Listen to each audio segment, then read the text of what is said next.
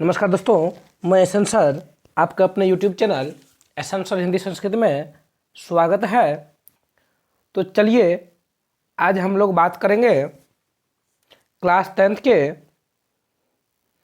प्यूसम जो संस्कृत है, जिसका दूसरा चैप्टर का नाम है पाटलिपुत्र वैभवम।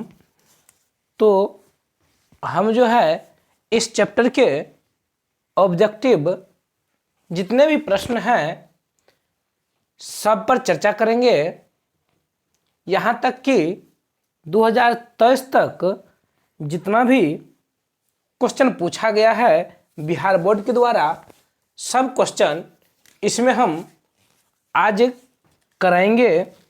तो चलिए बिना देरी के ही बात करते हैं।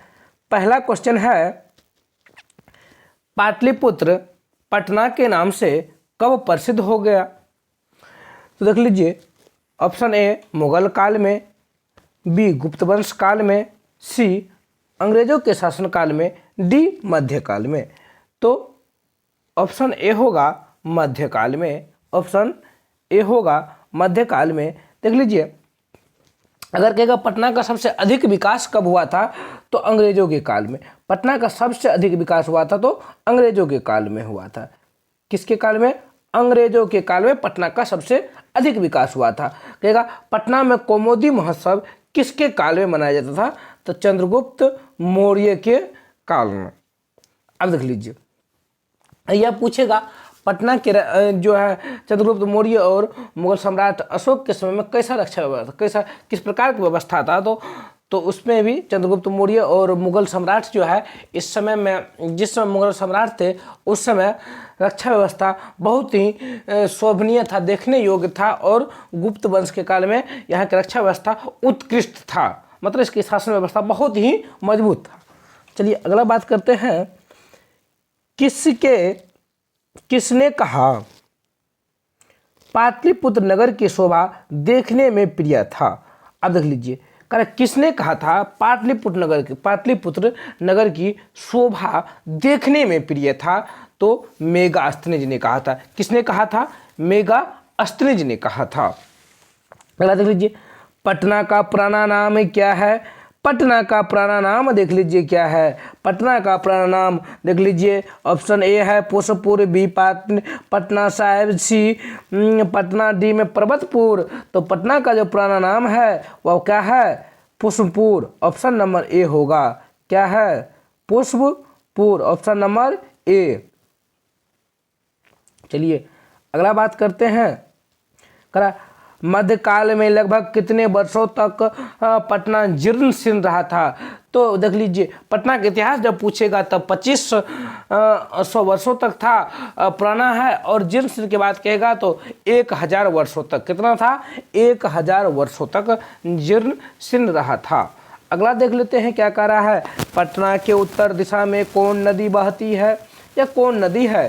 पटना के उत्तर दिशा में कौन नदी है? तो पटना के उत्तर दिशा में गंगा नदी है। ऑप्शन नंबर ए होगा गंगा नदी। देख लीजिए, अगर कहेगा पटना के किस दिशा में गंगा बहती है तो उत्तर दिशा में। गंगा के किस दिशा में पटना है? तो दक्षिण दिशा में है। तो ऑप्शन नंबर ए है गंगा।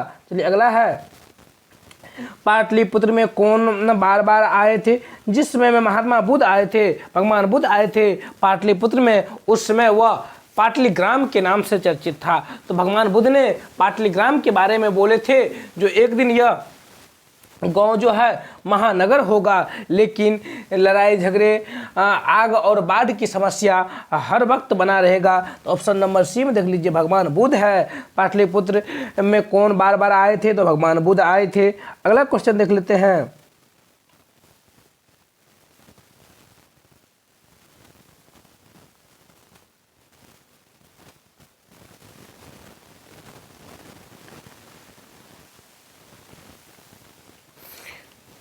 पटना नगर की पालिका देवी कौन है? तो शीतला देवी, काली देवी, गौरी या पटन देवी। पटना की नगर पालिका देवी कौन है? तो ऑप्शन नंबर सी होगा पटन देवी। अगला क्वेश्चन देख लेते हैं क्या कह रहा है, पटना किस नदी के किनारे अवस्थित है? जस्ट अभी ही बताए हैं, तो उस नदी का नाम क्या है? तो गंगा नदी के किनारे अवस्थित है। अगला देख लीजिए क्वेश्चन क्या कह रहा है, पटना में कौमुदी महोत्सव कब मनाया जाता था? तो पटना में कौमुदी महोत्सव जो है वह कब मनाया जाता था? तो चलिए देख लेते हैं। ऑप्शन ए गुप्त वंश के काल में, बी मुगल काल में, सी अशोक के समय में, डी अंग्रेजों के समय में। तो गुप्त वंश के काल में कौमुदी महोत्सव मनाया जाता था। किस ऋतु में मनाया जाता था? तो शरद ऋतु में बात किया जाएगा। तो ऋतु का बात पूछेगा तो ऋतु शरद ऋतु होगा। काल का किस वंश का के काल में था? तो गुप्त वंश के काल में कौमुदी महोत्सव मनाया जाता था। किस प्रकार, जिस प्रकार अभी हम लोग को दुर्गा पूजा का समारोह देखने मिलता है, उसी प्रकार से जो है कौमुदी महोत्सव उसी प्रकार हम लोग को देखने के लिए मिलता था। करा मेघास्तनी पटना किसके समय में आया था? तो मेघास्तनी जो है पटना चंद्रगुप्त मौर्य के समय में आया था। किसके समय में आया था? चंद्रगुप्त मौर्य के समय में। ऑप्शन नंबर सी होगा। अगला देख लीजिए क्या कह रहा है, कह रहा है पाटल पुष्पों की पुतलिका की रचना के आधार पर, पाटल पुष्पों की पुतली का रचना के आधार पर पटना का कौन सा नाम है? तो पाटल पुष्पों की पुतली का रचना के आधार पर पटना का नाम जो है वह है पाटलिपुत्र। क्या नाम है? पाटलिपुत्र। ऑप्शन नंबर सी होगा। अगला देख लेते हैं क्या कह रहा है, बिहार राज्य की राजधानी कहाँ है? बिहार राज्य की राजधानी जो है वह पटना में है। कहाँ है? पटना में है। अगला क्वेश्चन देख लेते हैं, कह रहा कौमुदी महोत्सव किस अवसर पर दिखाई पड़ती है? कह रहा वही बात बोले थे अभी, वर्तमान में दशहरा या दुर्गा पूजा के शुभ अवसर पर दिखाई पड़ता है। अगला देख लीजिए, कह रहा किस नदी पर गांधी सेतु रेल मार्ग है? गंगा नदी पे। किस नदी पे है? गंगा नदी पे। यहाँ पे वो क्वेश्चन और बनेगा, एशिया महादेश का सबसे लंबा पुल कहाँ है?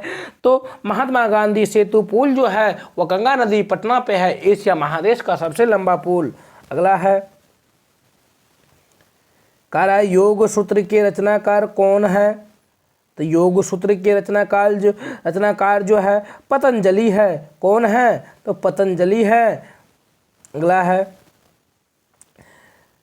शरद काल में कौन सा महोत्सव मनाया जाता था? जस्ट ही बोले हैं जो कौमुदी महोत्सव शरद ऋतु में मनाया जाता था। अगला है, कौमुदी महोत्सव किस वंश में प्रचलित था? कौमुदी महोत्सव जो है किस वंश में प्रचलित था? कौमुदी महोत्सव गुप्त वंश में प्रचलित था। अगला देख लीजिए, व्याकरण के रचनाकार कौन है? तो व्याकरण के रचनाकार पाणिनि है। अगला क्वेश्चन देख लेते हैं क्या कह रहा है, पटन देवी कहाँ अवस्थित है? तो पटन देवी जो है वह पटना में अवस्थित है। पटना की नगर पालिका देवी के नाम से जाना जाता है। तो पटन देवी कहाँ अवस्थित है? तो पटना में अवस्थित है। अगला देख लीजिए क्या कह रहा है, एशिया महादेश का लंबा पुल सेतु कहाँ है? वही बात अभी जस्ट ही बोले हैं, एशिया महादेश का सबसे लंबा पुल जो है वह पटना में है। वह कहाँ है? पटना में है, महात्मा गांधी सेतु पुल। अगला देख लीजिए, कह रहा है गोल घर कहाँ है? गोल घर जो है वह कहाँ है? तो गोल घर पटना में है। कहाँ है? तो पटना में है। अगला देख लीजिए, गुरु गोविंद सिंह का जन्म कहाँ हुआ था? गुरु गोविंद सिंह का जन्म पटना में हुआ था। गुरु गोविंद सिंह सिख संप्रदाय के 10वें गुरु थे। और सिख संप्रदाय में कुल 10 गुरु हुए थे। कुल कितने गुरु हुए थे? 10 गुरु हुए थे, जिसमें पहला गुरु नानक देव जी थे। 5वां गुरु अर्जुन देव थे। और अंतिम और 10वां गुरु जो थे वह गुरु गोविंद सिंह थे, जिनका जन्म जो है कहाँ हुआ था? पटना में हुआ था। अगला देख लीजिए, मुगल काल में किसका उद्धार हुआ था? मुगल काल में जो है पाटलिपुत्र का उद्धार हुआ था। किसका हुआ था? पाटलिपुत्र का उद्धार हुआ था। अगला क्वेश्चन देख लेते हैं,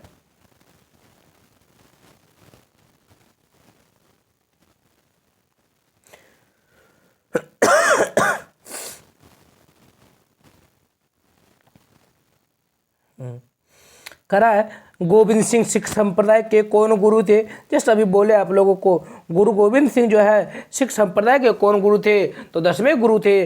अगला क्वेश्चन देख लीजिए क्या कह रहा है, गांधी सेतु कहाँ अवस्थित है। जस्ट यही बोले हैं, गांधी सेतु पाटलिपुत्र में अवस्थित है, गंगा नदी पर अवस्थित है। अगला क्वेश्चन देख लेते हैं, कह रहा है कूटनीतम काव्य के कवि कौन है। कूटनीतम काव्य के कवि कौन है। कूटनीतम काव्य के कवि दामोदर गुप्त हैं। कौन है, दामोदर गुप्त हैं। अगला देख लीजिए क्या कह रहा है, यूनान का राजदूत कौन था। यूनान का राजदूत जो है मेगास्थनीज था। कौन था यूनान का राजदूत मेगास्थनीज था। अगला क्वेश्चन देख लीजिए क्या कह रहा है, राजशेखर की रचना कौन सी है। काव्य मीमांसा जो है वह राजशेखर की रचना है। काव्य मीमांसा किसकी रचना है, राजशेखर की रचना है काव्य मीमांसा। चलिए अगला क्वेश्चन देख लेते हैं, कह रहा है कौमुदी महोत्सव किस ऋतु में मनाया जाता था। कौमुदी महोत्सव जो है शरद ऋतु में मनाया जाता है शरद ऋतु में मनाया जाता था। अगला क्वेश्चन देख लीजिए क्या कह रहा है, शरद ऋतु होगा, शरद होगा, यहाँ पे तो आ गया है।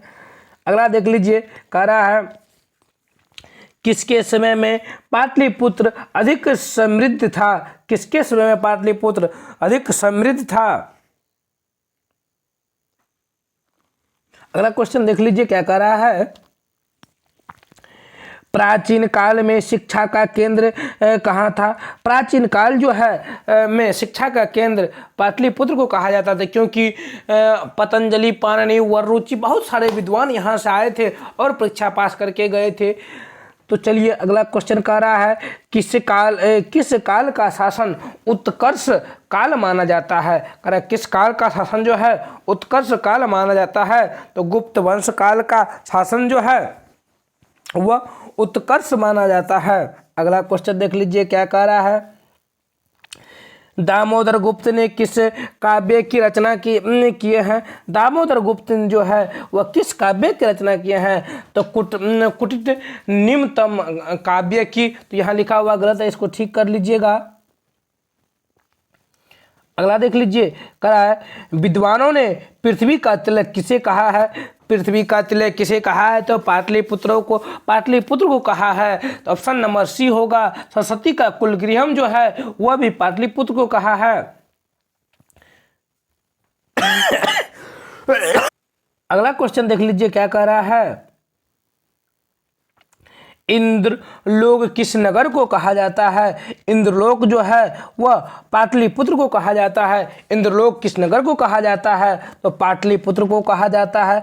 अगला देख लीजिए, कह रहा स्वर्ग से भी सुंदर कौन सा स्थान है। स्वर्ग से भी सुंदर पाटलिपुत्र है, यानी पटना है। अगला देख लीजिए क्या कह रहा है, कह रहा है गौतम बुद्ध के समय पाटलिपुत्र का क्या, गौतम बुद्ध के समय पटना का क्या नाम था। तो गौतम बुद्ध के समय पटना का जो नाम था वह क्या था, पाटलिग्राम। ऑप्शन नंबर सी होगा। गौतम बुद्ध के समय क्या था पटना का नाम, पाटलिग्राम नाम था। ऑप्शन नंबर सी होगा। चलिए अगला देख लेते हैं, भगवान बुद्ध ने भविष्य में किस नगर को महानगर बनेगा कहा था। देख लीजिए भगवान बुद्ध ने किस नगर के बारे में कहे थे, जो यह नगर जो है वह क्या बनेगा, एक दिन महानगर होगा। तो वह नगर कौन था, तो पाटलिपुत्र। चलिए अगला देख लीजिए, कह रहा है सरस्वती का कुलगृहम कौन सा नगर है। सरस्वती का कुलगृहम जो है वह पाटलिपुत्र है। कौन सा नगर है, पाटलिपुत्र है। अगला देख लीजिए,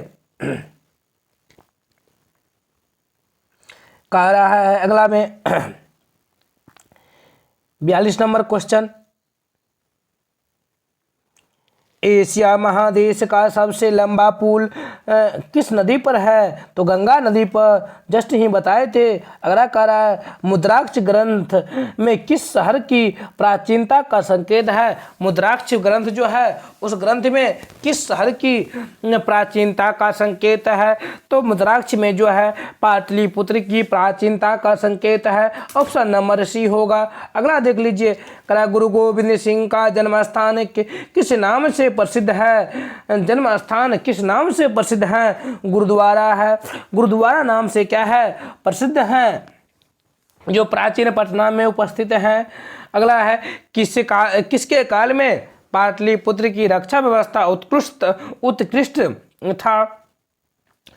तो चंद्रगुप्त मौर्य के समय में। किसके समय में? चंद्रगुप्त मौर्य के समय में। ऑप्शन नंबर ए होगा। चलिए अगला देख लीजिए क्या कह रहा है। सिखों के 10वें गुरु कौन थे? सिखों के 10वें गुरु कौन थे? गुरु गोविंद सिंह थे। कौन थे? गुरु गोविंद सिंह थे। गुरु नानक पहले गुरु थे। कह रहा है पाटलिपुत्र किस प्रांत की राजधानी थी? पाटलिपुत्र जो है बिहार की राजधानी थी, अभी भी है।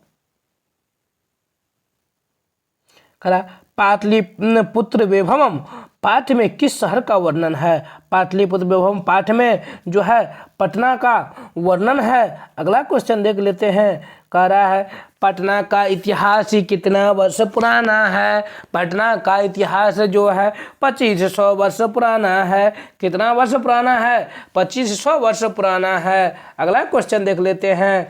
कह रहा है पटना शब्द किस शब्द से बना है?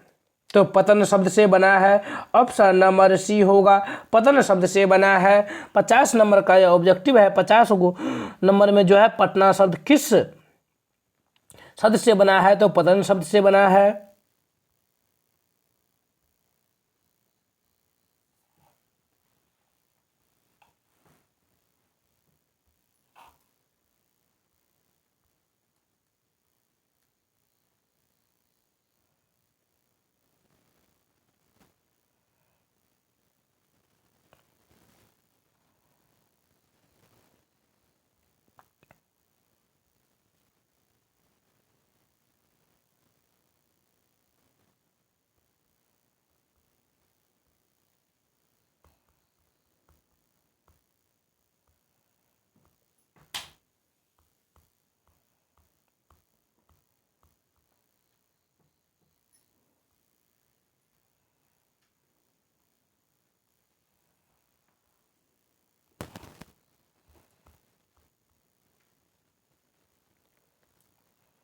चलिए इसमें जो है पाटलिपुत्र वैभवम पाठ के क्वेश्चन में के साथ साथ पूरा ऑब्जेक्टिव जितना है टोटल क्लियर हो गया। तो मिलते हैं अगले वीडियो में अगले दिन। जय हिंद।